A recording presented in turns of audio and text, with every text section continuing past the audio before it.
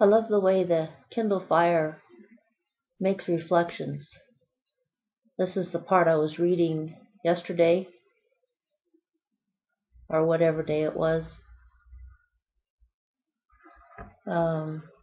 Reading-Molasses Moon, my nonfiction book.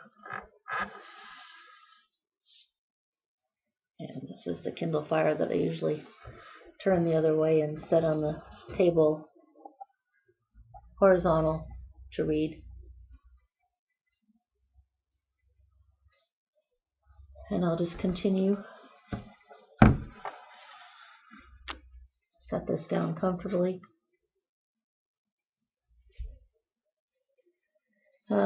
You'll have the number of the video reading on the title, and those are always accurate. Sometimes the video number I stayed inside the video is off because I'm trying to recall which one I did last. So I'll just start reading here and see what comes up. Sometimes I interject things from the present. Present, of course, you'll have the data on the video also, is 2012, and the date of this reading is Friday, January 27th of 2012. But it probably won't be uploaded for a while yet because I have a collection already of recordings that I make as I have time. Okay. If you wonder why sometimes I seem to take a big breath and squirm around and twist my neck and everything, it's because I have gotten rid of a full body arthritis, viral arthritis, through use of magnesium input transdermally and orally. But I still have to sometimes just twist in your neck, and it releases some of the calcium deposits that seem to focus around the back of your neck there and pinch nerves, and which is why it makes you hurt some places where you might not have deposits. And the breath also is that before I had the magnesium input, I was to the point where I almost couldn't breathe. You just couldn't get a deep breath where you pull it into the bottom of your lungs or you feel like you need to yawn. And that's what kind of pulls in that deeper air. But the more the magnesium collects in my system and the deficiency gets decreased, the more a lot of serious issues have been corrected. My hands were twisted and I couldn't use them, even like to pull up bed sheets. My arms were hard to move, the pain in them. It was hard to even put on coats or get dressed. And now I have almost full use, but I still keep a good movement just to keep the nerves cleared and keep the magnesium working. A lot of times it even pops, and you'll hear your neck and back and everything pop and crack, and gout in my ankles that I got rid of also with magnesium spray. And they tend to pop as they're getting rid of some of the calcium deposits or things that don't belong, and free passageways, free the joints. And so now every time I hear my joints popping or cracking, it releases sometimes even severe pain where a nerve has been being pinched and the calcium deposits are being released.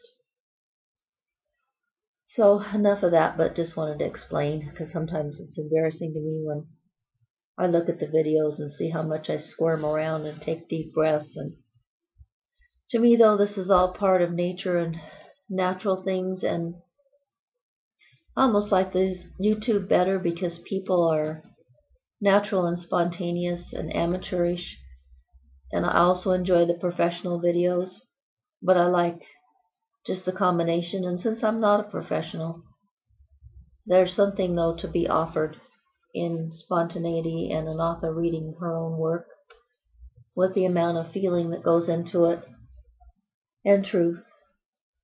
There are trade-offs everywhere.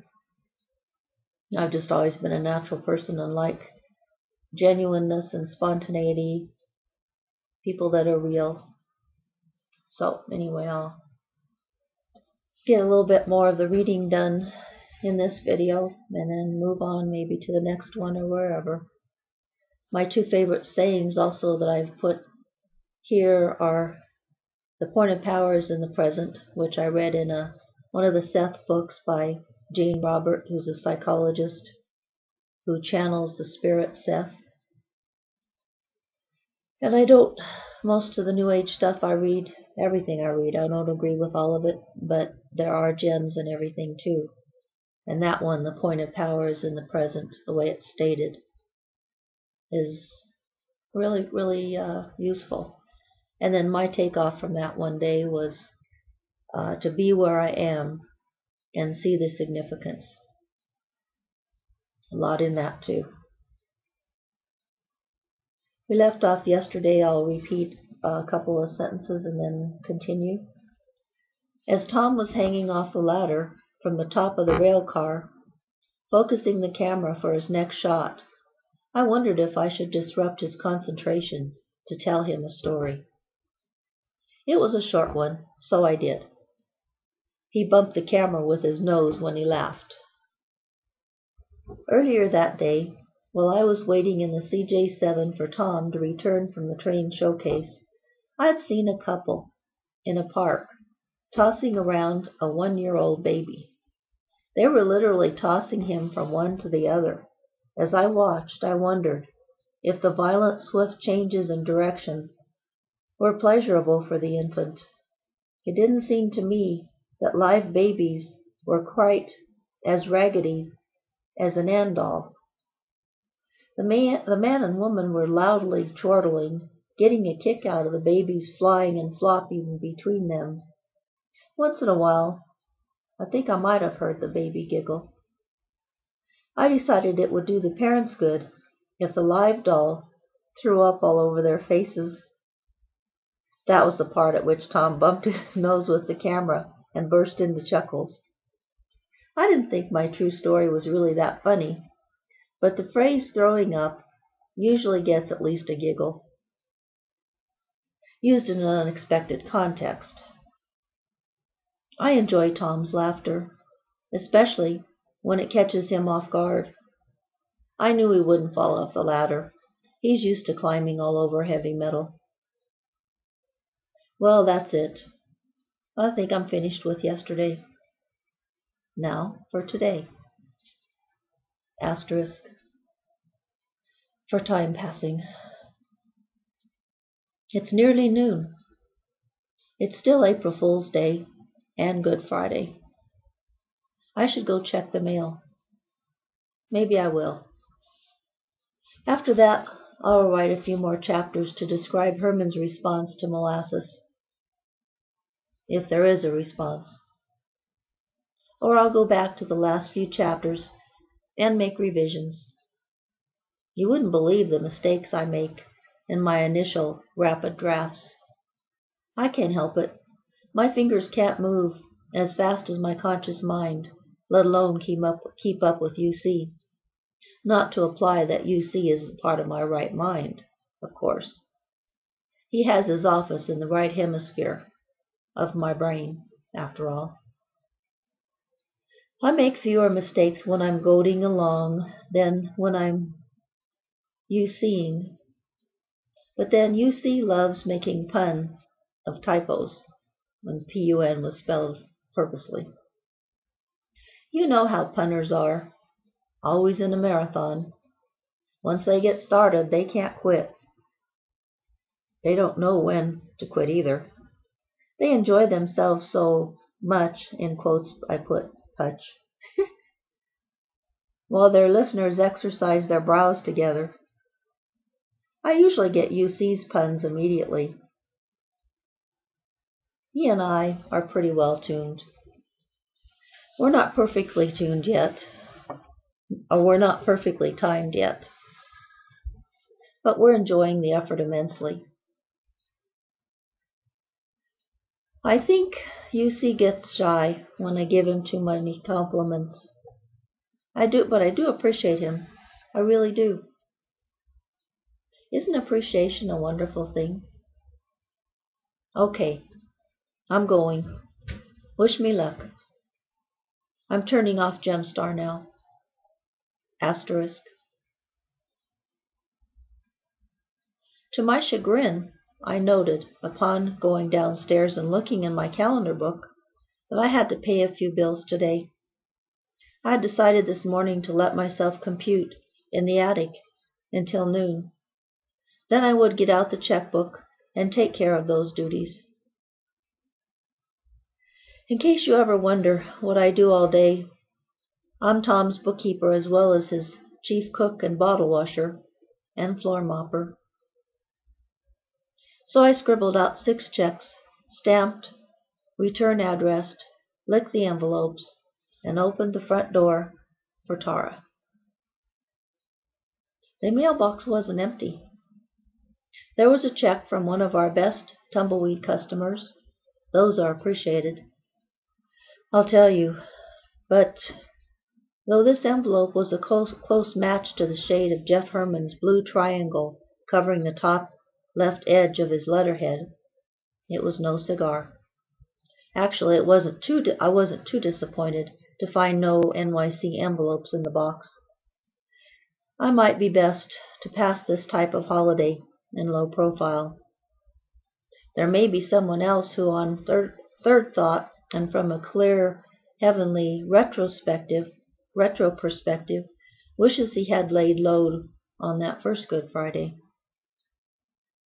I don't mean to be sacrilegious. I just wish he hadn't allowed himself to be treated like that, or to leave Earth that way. According to Gnosticism, he didn't leave Earth then. I don't think anyone would want to be saved through Christ's suffering like that. Anyway, maybe each person should redeem himself in his own way, if he needs it. So here I am. What next? Since we've just left the subject of Tom's tumbleweed repair business, I guess I could resurrect the dream I had last week about our blue-green 72 International truck with a crane, welder, and kitchen sink. It's a mobile shop, the heart and soul, as well as house, of Tom's work.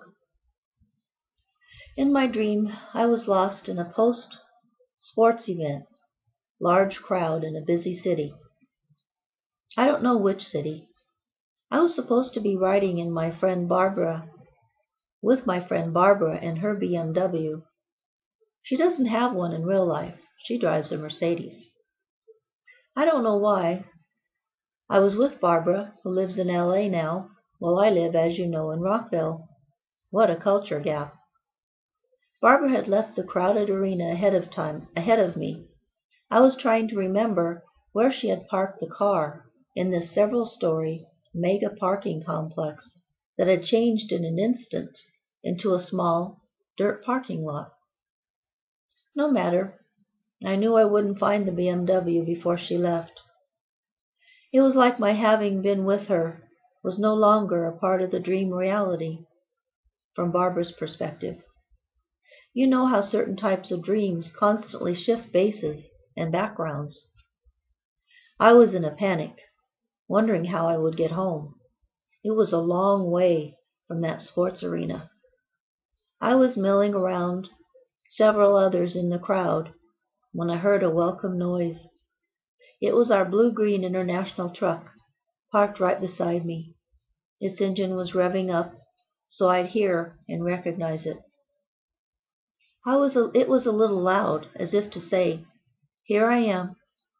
I'll take care of you and get you home safe, but don't forget or abandon me." A couple boys in the crowd were impressed with the aggressive sound of the truck's engine. I opened the driver's door and stepped happily into the tumbleweed shop. I began wondering where Tom was, and why I hadn't come to this event with him in the first place. But who can figure dreams? Anyway, I was safe, and I would get home. Believe me, I felt great waves of appreciation for that truck. When I told the dream to Tom, he decided maybe he'd keep that faithful International a while longer, instead of replacing it with a bigger Mack truck. But he would replace its gas engine with a rebuilt Caterpillar diesel soon. He had been in an uncomfortable state of indecision for a few weeks wondering whether to buy that engine or switch to another truck altogether. As long as the engine would take me home when I was lost in a dream, it had my vote. But now I'm wondering why I told you that dream, what it has to do with Molasses Moon at this point. Speaking from the future, it seems to me, looking back, that dream was to help Tom make that choice, to keep the International then a while longer, and the Mac ended up having a different purpose. Sometimes you see things later. And we've kept that International, even though it's just in our backyard now and retired, and happy to be home, happy to be there, not needing any more, to go out and race in the big, wide world. Just rest, be with the family. Okay, back to the book now in 1994. I know I wanted to write about it, that dream, but I don't know why. If this were a work of fiction, I could say the dream was contributing to character development. Maybe the truck just wanted to be in my book. But our livelihood, it certainly deserves a place of honor in a story honoring capitalism and freedom. After all, that International helped Tom and me buy our freedom, being the basis of our self-employment, which is a dream come true. And I think I'll go back to chapter 14 and begin revisions. Maybe the change in focus will refresh my memory as to why the iron tumbleweed dream is here. I could tell you before I go that I think machines have a sort of consciousness and deserve loyalty and respect. But I know what you'd think of that idea. Speaking of dying breeds, machines won't have much of a survival ratio if environmentalists get us back in the caves. I'll quit temporarily, though, while I'm not too far behind. Onward, ho! Get those wagons moving to the revisions after I go get a piece of lemon cake and a glass of iced tea. I put my left blue contact back into my brown eye. The contact, had a rock in it, so I had to take it out a few minutes ago. It's in my mouth. The rock probably slipped down from my brain. You know, like they say when someone has rocks in his head. If they're anything like goads, though, rocks in a person's head should not only give a hard head, but a good memory. Of course, there are some things not worth remembering or recounting, but my tumbleweed dream isn't one of those. Okay, I think I'll pause again there and say about dreams. Some dreams are meant to make come true for a while. Now we're living a different dream while our tumbleweed truck is retired. And I almost like this dream better. Tom, what he's doing, it's what he says what he does.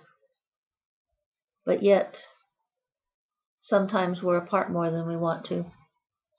So I still look forward to the day that we can be home for good, working at a mine here, the one that we've talked about in my mining stories that are available on Amazon. The one of them that I just published and is on a link to it is on Facebook, and it's called The Price of Black Diamonds. For some reason, I feel that story and all those little mining stories are very important to the world, not just to our county. They're not just local stories. They're stories that have something to do with our economy, with capitalism, with the survival of this country, with its deeper ideals that started when it was founded, 1776. There's something in those stories that are vital, that are extremely essential, especially this year, especially now. So I'm hoping they'll start selling from that one by Joe Carpine. It's about Joe Carpine, The Price of Black Diamonds. There are values expressed in there and in those other mining stories that I have on Amazon that we need.